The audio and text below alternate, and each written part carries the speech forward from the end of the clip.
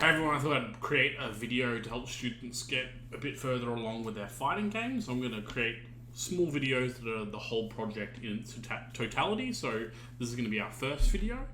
So obviously we're going to start with a new project and which will bring us up to this term. I'm running with a 20.325 F1 version of Unity. So it's going to look a little bit like this. I'm on my home internet, so obviously I've got the full list of all the different templates, but I'm just going to pick the core 2D one. It's going to come up with some project save locations. I really recommend that you make sure that this is not the default one, because it can save in some really annoying locations, like in downloads or even sometimes in app data. So really make sure you create your own save location, and we're going to call this it's going to be I don't know, what should we call this? Let's just call this pixel versus pixel versus the world. Okay, and then I'm going to click create project. I'm not changing anything other than just doing the name and its save location. So I'm going to hit create project.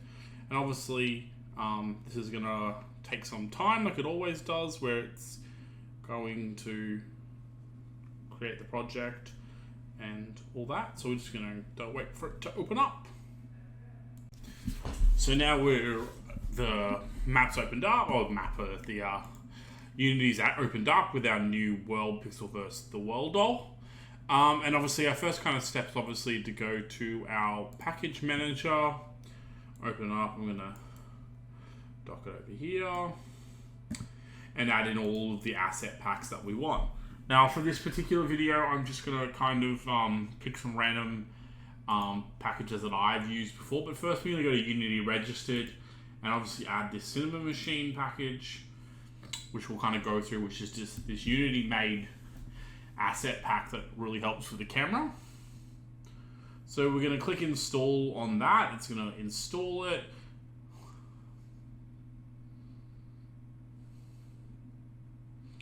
And then after it's installed, we'll import it.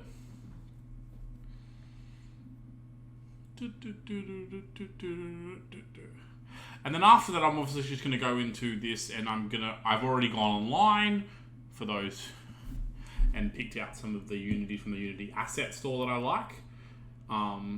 Which I can kind of quickly show you. So obviously, if I go into Unity Assets Store, I search it up, I go here. Now when you're here, if you just sign in with your Unity ID, which it should automatically do for me very soon, once I accept their nasty little cookies, click sign in.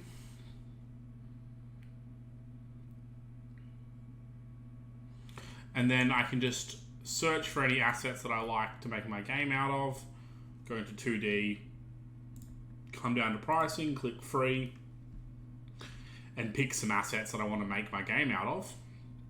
Or let's say particularly, let's have a look, see if there's anything that I don't hate that we can add now.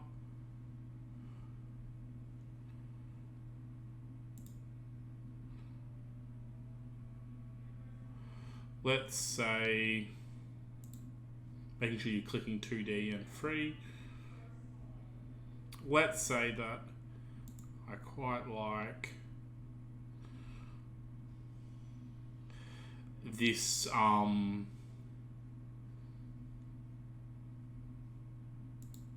we can't. I should just, I know it's just demonstration, but like, let's say I like this pixel art hill. Right here, right? I quite like this background asset.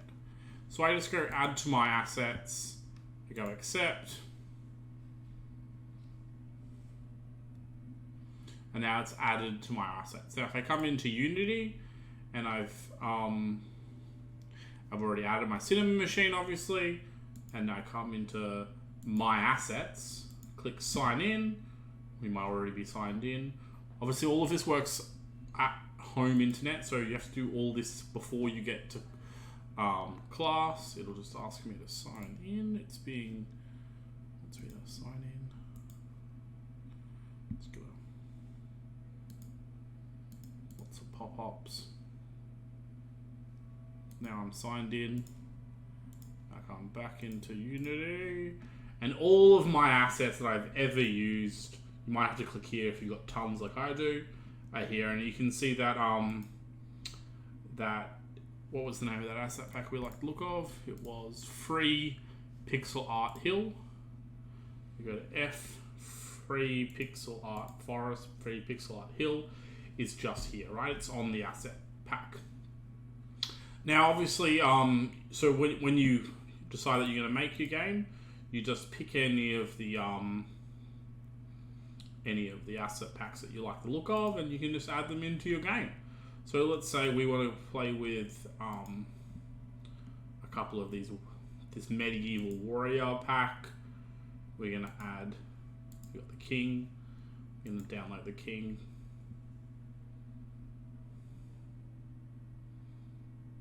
And you'll see when we click download. And we're just going to add a whole bunch of these into our game. It's going to take some time for each one. And then you click import, and then it will import here, and it will appear here. So you just do that for a couple of asset packs.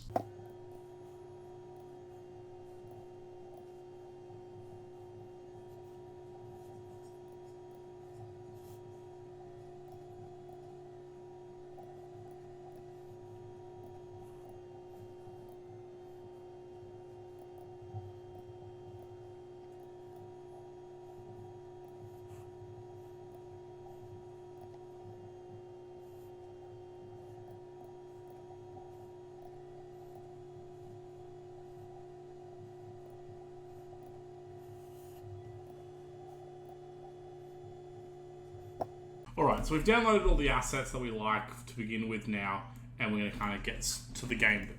So what I recommend is you create a folder which is called Online Assets, and you put all of your online assets into that,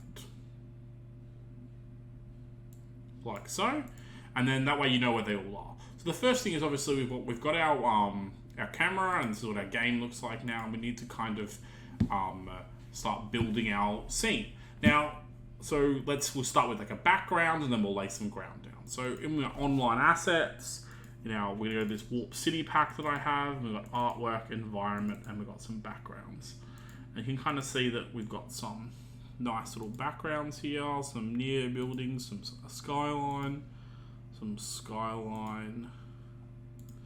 so we can kind of drag this here, and it creates that, and you see if I just enlarge it, it is like a skyline of forms like that. I can kind of shift it up slightly if I wanted to. And you can see now in game view we have this kind of skyline. Right, and obviously if I wanted to add the do it a little bit more efficiently so that everything's at the same kind of scale, I could that's just kind of manually dragging it by altering it like with this, or you could also change it by changing its actual physical numbers here as well. Or what you could also do is you could come in, I'm going to delete the item now, is click on it, this skyline B, and I can change its pixels per unit. So I can make that 16, and the smaller the number, the larger the object's going to be. And now when I drag it on, you can see it becomes 16. It's quite a large bit larger, right? And so I can do that here, and then I could grab my skyline A, and I could change that to 16 too, so that everything kind of stays to scale. I can kind of line them up, and you see we've kind of got a skyline now, and I could grab these and I could duplicate them, and then click this little here, and which lets me drag it, and I could drag them across if I wanted to. But we don't really want multiple moons in the sky, so that doesn't really work too well now, does it? But so I probably only want to be duplicating this one here and dragging it across, because we don't want more than one moon. And you see we've kind of created a background. Now what I recommend you do is you create an empty and you call this like background. Like that. And then I can drag all these here under it, just like that, grabbing them all. I drag them, I clicked on it, and then I can hide them. We can call background, and then you can obviously go to these buildings. We got some far away buildings. We can make this 16 and apply. And if I drag this into the scene, if I drag this into the scene, you can see it's going to disappear. Okay. So what we're going to do is we're going to do something here now. Is we're going to click on this background and we're going to click off, and it's going to disappear. Okay, and now we can kind of play around with these buildings and duplicate them, and then duplicate them one more time, and then duplicate them a last time, like this. And then we're creating another empty. I'm going to call this building far. And I'm going to drag all of these buildings under it. And I'm going to hide it. And I'm going to make it disappear. And I'm going to go to this near buildings one, and I'm going to change it to 16. And apply. And I'm going to drag them like that. And then I'm going to create another empty, and I'm going to call this near buildings. Okay. Now, if I turn them all on, you'll notice it looks like a mess. Okay? Now, what I can do is I can create these cool things called sorting layers. So I'm going to click on the first skylight, and you can see how it says in Spirit Renderer, it has these sorting layers. Now, if I come down here and I go add sorting layer, I can add a new one, and I'm going to call that background 1, and I'm going to drag it behind. So the first thing that appears, the thing that appears outermost on your screen, or you see first, is here, okay? And I'm going to create another one. I'm going to call it background 2. I'm going to drag it there. I'm going to create a third one called background 3. I'm going to drag it there. And now I'm going to create a final one. I'm going to call it foreground. Foreground. I'm going to drag it there. I'm going to create another one. I'm just going to call it ground. I'm going to drag it there. Now you always want default the furthest out, because that's where everything is defaultly placed. And you want that, that way you can always see it when it gets replaced. Now we're going to grab all of the skylines, and we're going to make them all on background 1. We're going to grab all of the buildings, and we're going to make them on background 2. And then we're going to grab all the near buildings, and we're going to make them on background 3. Now you can kind of see we're creating a look. The only thing is, I think this near building is probably a little bit too... I don't know if we want it. We might just get rid of the near buildings. I don't know if it really suits the scene. I quite like that. If you look in the game view, that looks kind of cool. So now we need to create some actual land for our player to like stand on, right? So we need to create like a square to stand on. So rather than using any weird assets, I'm actually just going to create a 2D object, and it's going to be a sprite, and it's going to be a square. That'll give me this little white square. I'm going to place it here, and I'm going to make its X scale. I could even place it like here, and I'm going to make it, well, how we want it. It doesn't really matter how long it is. It could be, yeah, we might make it a little bit, not that thick, like 10. So we're just changing its scale, right? Now, obviously we want to move it down a little bit now to like here. So we now have like this in our game scene, you can kind of just see that it's white. Now, obviously, we can change its color and make it like a purpley color if we want to, or we could even we can do all kinds of things to it. We could go to our warped city artwork environment. It has its own little tile set we could even use to make the ground if we wanted to. But we're going to start with real simple.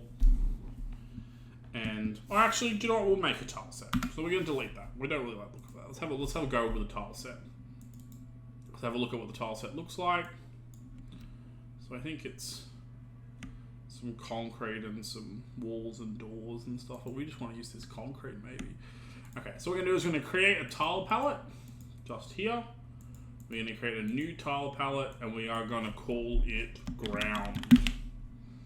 Really creative. And then it's going to ask us to put it in a location. We're going to come back to our assets and we're going to create a new folder. And that folder is going to be called tile sets. And inside that folder, we are going to save our new tile set. Then we are going to grab our tile set and drag it here. Oh, but our tile set is not spliced, so we have to splice it first. I'm just going to go multi, and we're going to apply and see what that looks like. Or did that splice it?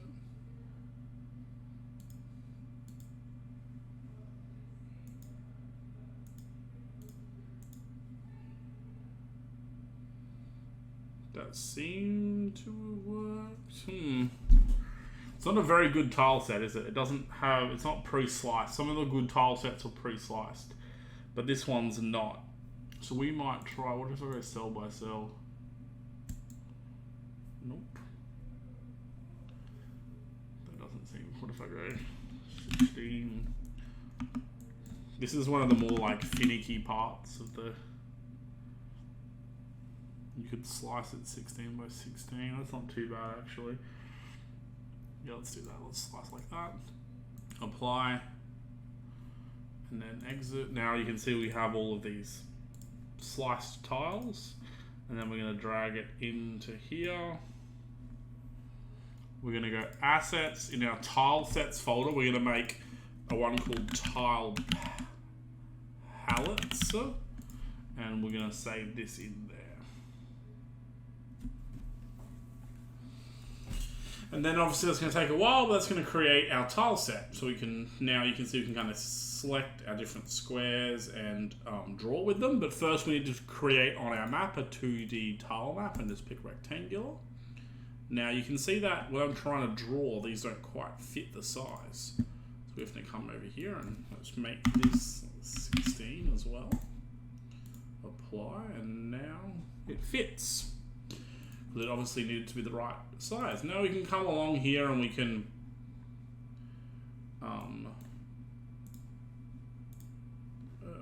in our tile palette and zoom out a bit and zoom in a bit, and using our paintbrush we can select our tiles and we can kind of create our street that our fighter is going to be fighting on. Okay? And obviously, you know, we can create little edges for it. This is the end of the street. And, you know, so we've got our real basic kind of street, okay? So real basic. Now, obviously, at the moment, this is all just artistic. There's no physics or anything behind it. We're just creating our scene. Now, if we go into our props, into our artwork, our sprites, grab our player and get her idle animation and grab it, and then we're going to change her to 16 pixels because that's what we've been working with the whole time. We can see which size she is. She looks pretty well sized. And I'm dragging her in, right? Now I'm just going to click off this tile palette now. So we've got her, right? Now obviously we're going to move her to the ground tile, like the layer, and you can see we can move her around. Now, you'll see if we press play,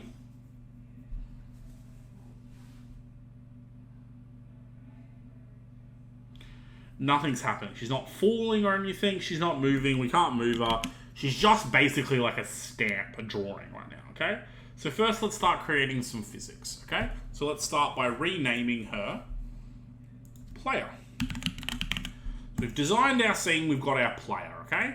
Now, let's put our enemy in as well, just so that we can we've got the scene set, and then we're ready to start doing some coding after this. So we've got our cool little player. Oh, we'll give them physics first, and then we'll do coding. And then we're going to go into online assets. We're going to go evil wizard, sprite.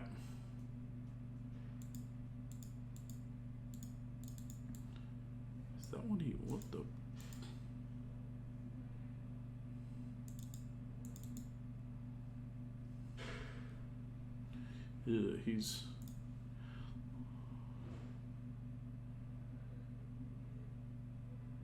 He's a weird evil wizard, isn't he? We want his idle one, I guess. He's too small. We need to make him 16, probably.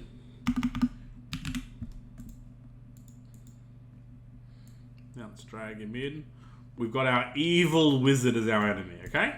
So we've got our player and our competitor, okay? So now we're going to rename him, obviously, enemy 1 or something. I don't know. It's up to you guys.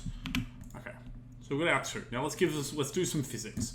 Start with the player. We're going to add component. We're going to give the player a very nice rigid body 2D, and then which gives him gravity. So if you see now, if we press play, it's going to fall. He has gravity, and there's nothing stopping him from falling. Okay. I'm actually going to come in here, and I'm going to come to preferences. This is just a good habit to get into. Come into colors. And I'm going to put on a play mode tint as red, so that I always really clear when I'm in play mode. I'm also, while we're here, we probably should look at external tools and make sure Visual Studio is selected as our editor, which will help us when we start our coding. And it is now. And now we can press exit. Okay. Now on an enemy, we're going to add a physics 2D gravity as well. Give him some gravity. He has a rigid body 2 now. Now if we press play, you'll notice they'll both fall through the floor.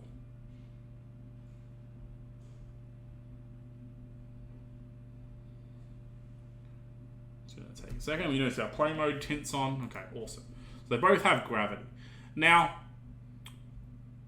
on our actual players now, we want to add our player and enemy. We want to add these things called box colliders. And this is what lets them know when they're in contact. Now, because they're both irregular shapes, we're actually going to have to edit their box colliders and make sure it fits them. So you just click on this little button here, and then you can kind of edit it,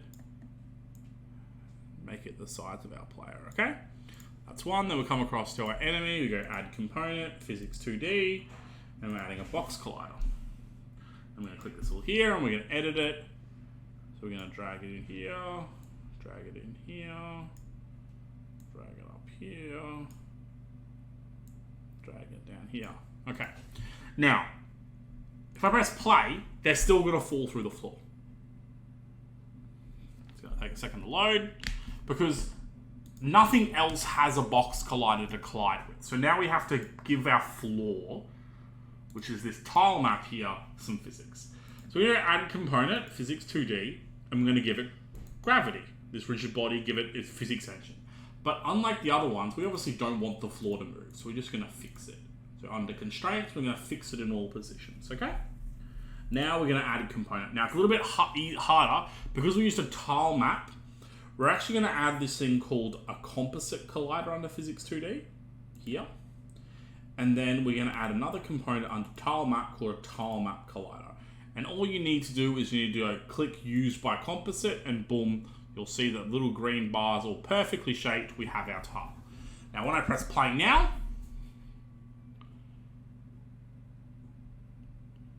we have them stationary, sitting, ready to fight, okay? So that's kind of the start of a scene creation. So this is how you create a nice little scene and a little bit of physics, and then the next video we can get into some wonderful coding. Thanks for listening. And I hope you have a good go at testing it in class.